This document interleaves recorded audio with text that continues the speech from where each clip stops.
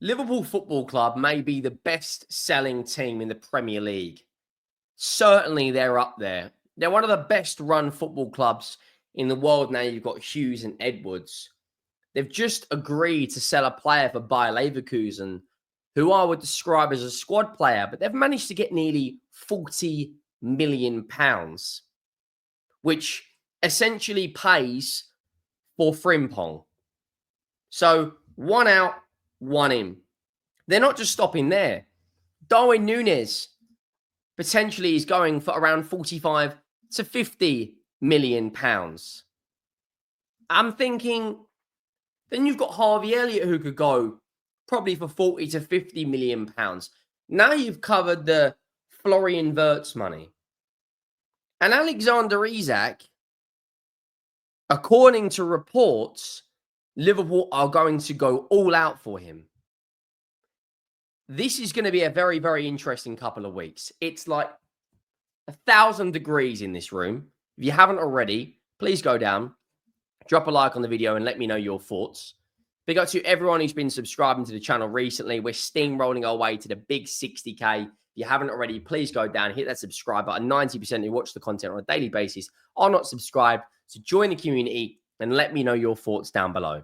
Fabrizio Romano, David Ornstein, and Florian Plettenberg have all come out with exclusives regarding Jarell Quansah has verbally agreed personal terms with Bayer Leverkusen. Sorry, 30 million pounds, but other people have quoted 40 million euros. So I do apologize.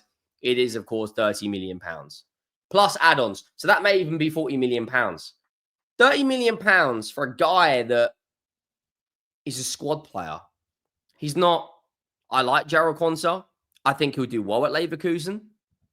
But if you think about the players they could sell this window, Luis Diaz is still on the radar of Barcelona. I know they were about to sign Nico Williams, but he's still wanted by a few clubs in Saudi. Darwin Núñez is wanted by Napoli and some other clubs in Saudi.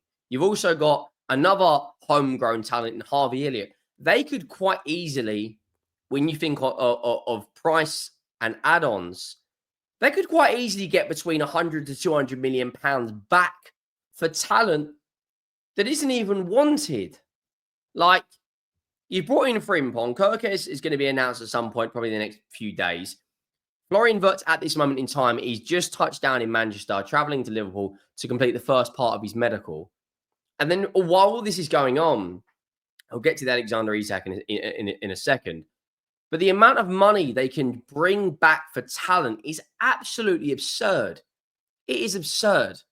And what they spend their money on, whenever they sell a big player, you think back to Luis Suarez, you think back to bringing in Van Dijk and Alisson, you think back to selling Coutinho. Whenever they sell a big player, now they've got Edwards back again.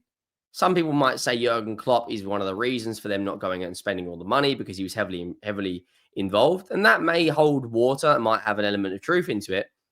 But Bayer Leverkusen have now, according to David Ornstein, this is what I read, just north of 40 million euros. Personal terms have been agreed by Leverkusen, close to agreement with Liverpool to sign a Jarell Quansah. No formal bid from Leverkusen to Liverpool yet, but talks progressing towards deal being done just north of 40 million euros. I don't know how they do it. I've spoken about in the last few days about them being quite light at the centre back, and they definitely need to bring one in now. When you look at Quansah's going, Gomez is linked with a move away. And one of my favourite defenders in the Premier League may be on his way to Liverpool. And I'm not going to lie, from the bottom of my heart, this will really fucking piss me off. Liverpool retain interest in Crystal Palace defender Marc Guehi as Bayer Leverkusen step up interest for Jarell Quansah.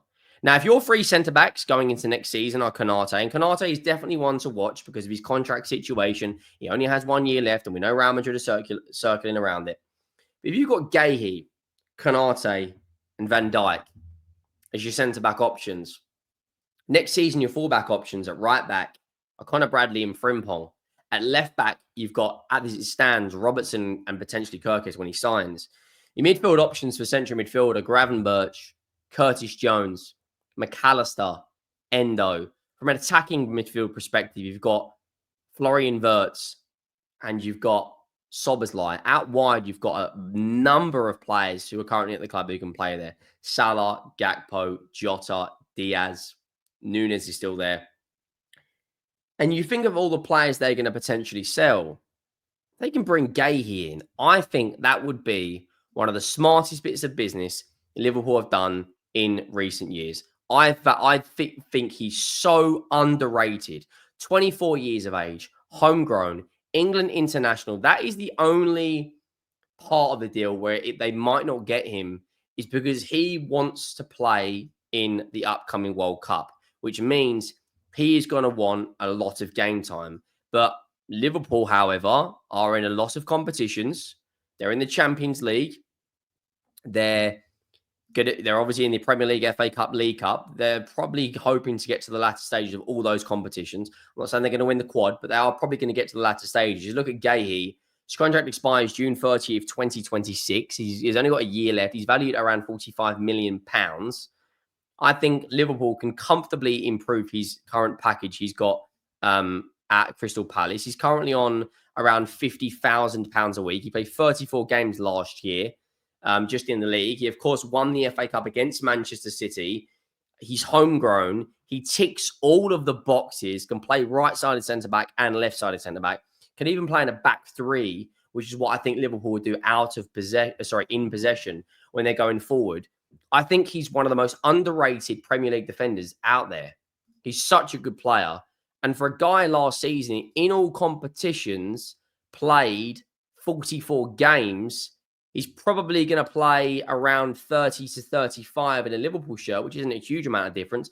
But they can offer things like Champions League. They can offer better bonuses, which we know Liverpool do. They're probably going to win the Premier League again next season. Unless Man City or Arsenal spend another 300 million quid. I think right now Liverpool are, without doubt, outstanding favourites. They're without doubt the best team in the Premier League. They've just won the Premier League. And they're doing what Alex Ferguson always used to say. They're strengthening while on top. Now, if you also add Alexander Isak, it starts to get really interesting. Now, what I'm talking about, Marc Guehi, and a lot of people are, is Fabrizio Romano has come out and said Crystal Palace are in talks with Sporting for Quasim Diomande as a new centre-back. Now, is that potentially the Marc Guehi replacement? Negotiations are underway of a player open to the Premier League move. Oliver Glasner has also approved Diomande as a target.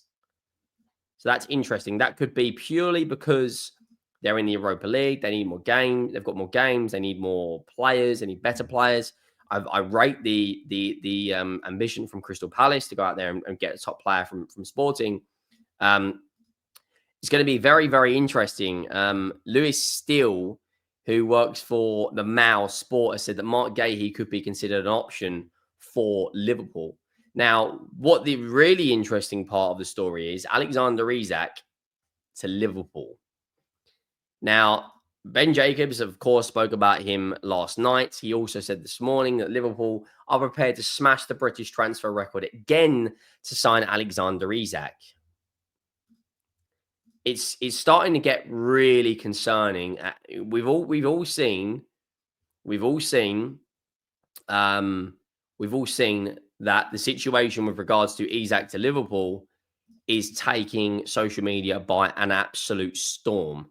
Alex Crook said recently that the Newcastle situation with regards to if they sign Joao Pedro, are they signing him as a potential Alexander Isak replacement, or are they trying to go for him because of, the situation with as a backup?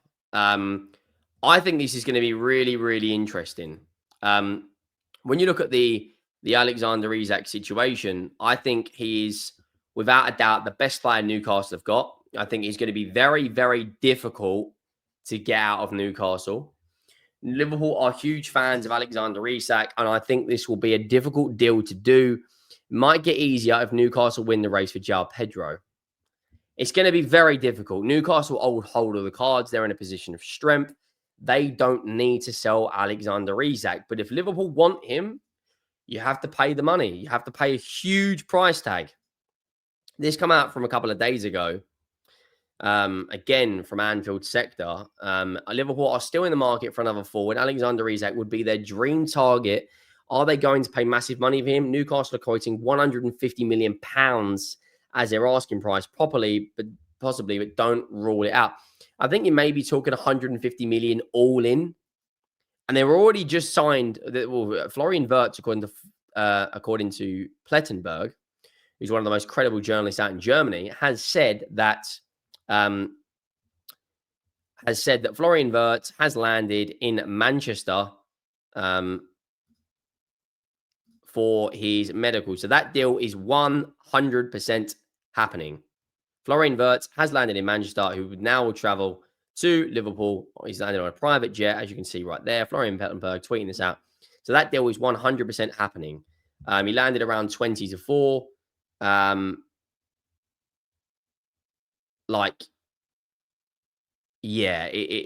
going to be the Liverpool next season are going to be absolutely fucking insane. Insane. Like, I honestly think they have the ability to go all out in every single competition if they have Alexander Isak under that team with Arne Slot, with Salah, it's going to be insane. If they get him, it's going to be absolutely fucking insane. Let me know your thoughts down below. Make sure you drop a like. Make sure you hit that subscribe button. Let me know your thoughts. I'll be covering Chelsea's Club World Cup game tomorrow. There'll be a transfer video about Spurs in the morning. I want to talk about the potential signing of Mohamed Kudus to Tottenham. I will see you all there. Drop a like. Hit that subscribe button. And I will see you all in the next one. Thank you for watching. I am out.